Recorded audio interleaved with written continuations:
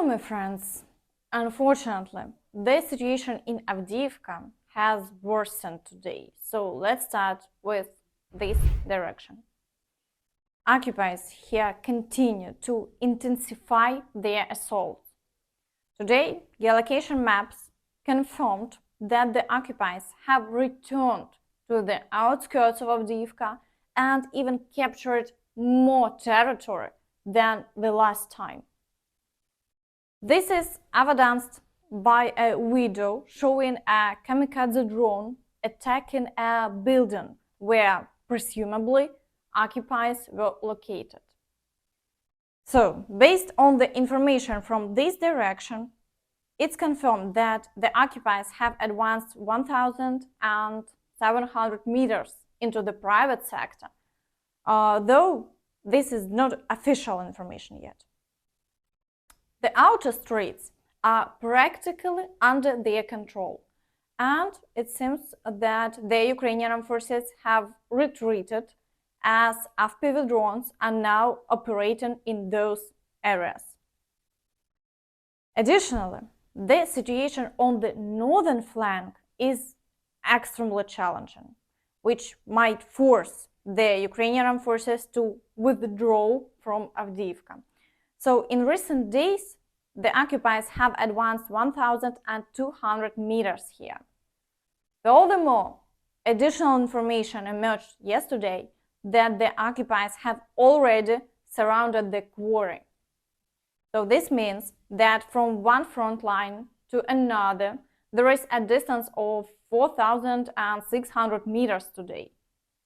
The occupiers increased the shelling of the territory they aim to advance, attempting to encircle the city in a small circle. So overall, the situation is critical. In this direction, the occupiers conducted 23 attacks in a day. All the battles concentrated in the areas of the private sector of Avdiivka, the coke and chemical plant, and near Pervomaisk. Aerial strikes were also carried out along the entire front line.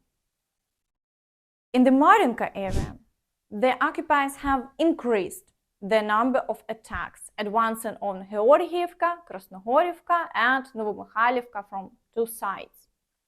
Within a day, they conducted 6 attacks, but they didn't achieve success, and the front line remains unchanged. The Ukrainian Armed Forces report that as a result of all the assault operations, they have advanced only 100 meters. Marinka direction. After the last assaults, the Russians calmed down. Having captured about 100 meters of territory, they lost a lot of equipment, infantry, and calculations for artillery systems. They are currently digging in, enduring attacks by our FPVs and waiting for the replacement of defective Korean ammunition that tears their barrels. In the Vuhledar direction, the occupiers continue their offensive actions in the area of Zolota Neva. Within a day, they conducted 2 attacks, but the Ukrainian Armed Forces held their defense and the front line remains unchanged. But shelling in this direction also continues. In the Zaporizhzhia direction, the occupiers have once again halted their offensive actions, failing to achieve success. Today, they are engaging in intensified shelling along the entire front line. In the Kherson direction, the occupiers are attempting to storm the village of Krynky and are shelling the entire right bank. However, they are not achieving success. Russian war correspondents, despite facing significant challenges and despair, continue to uncover the truth. No change. Maybe after yesterday's disturbances in the 328th Airborne Rifle Regiment, maybe due to the fact that the regiment has already been completely drained of blood, but today the 328th Airborne Assault Regiment got a respite and was not involved in the assaults on the village of Krynky. Today we would also like to draw your attention to the work of our headquarters at all levels. A lot of people say that the headquarters are full of idlers and dumbasses. But these, many, are fundamentally wrong. Officers of staffs, departments of military formations and associations, also fight and die on an equal footing with ordinary soldiers. Now we want to show you one figure that will give you an idea of the number of losses. So, for the entire time of the special military operation, more than 30 officers of the headquarters of the 76th Airborne Assault Division were killed, about 100 officers of the headquarters of the 76th Airborne Assault Division. So it's evident that the occupiers are now in active combat and casualties are occurring on their side, while the Ukrainian Armed Forces, as before in Krynky, are successfully resisting, which is a positive development. However, it must be acknowledged that the Ukrainian Armed Forces also incur losses, as reported by the fighters. Krynky. The situation is difficult. Someone respectable has come to the Russians, the artillery has been pulled away, but they are working more than ever, they do not save shells. During the night, pilots destroy up to 10 howitzers, but the enemy still pulls new ones and works. Yesterday, the guys stormed a house with 17 Russians in the basement, despite the fact that 2 152 caliber guns were working them, and took several Russians prisoner. There are a lot of losses in this direction now. Now, let's return to the Bakhmut direction.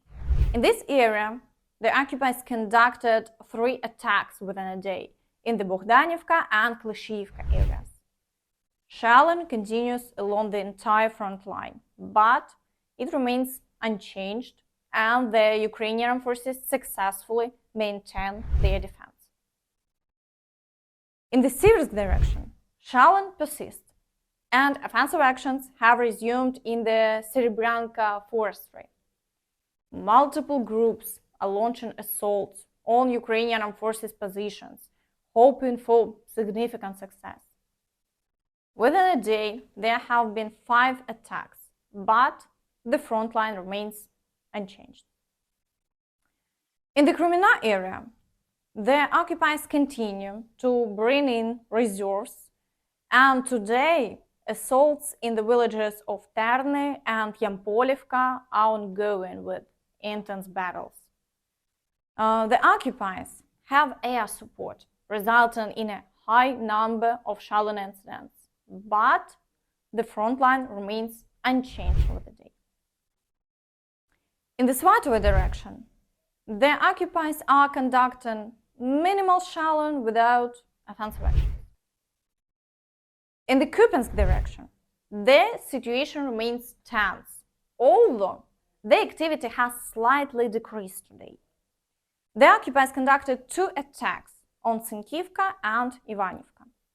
The area around Ivanivka and Pupiansk experienced the highest number of shelling incidents, so the occupiers are leveling everything to the ground to advance further. But the Ukrainian Armed Forces maintain their defense, and the front line remains unchanged.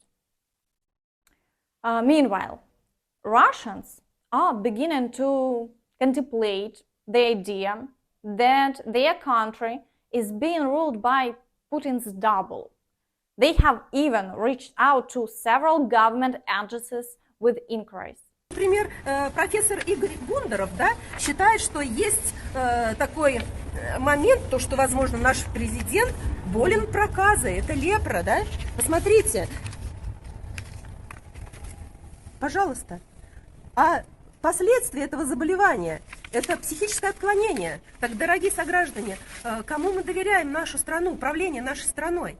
Поэтому мы задали вот эти вопросы в Генеральной прокуратуре, чтобы нам ответили письменно на эти вопросы, которые нас волнуют, граждан России. Мы подали обращение в Центральную избирательную комиссию по идентификации нашего президента Владимира Путина. Очень много несоответствий. Вот есть фотографии, которые можно просто наглядно показать, чтобы убедились люди, какие несоответствия. Вот, например, на лбу лоб отличается очень явно, нос, уши. размер ушей не соответствует. Вот явно прям смотрите как. Можно поближе.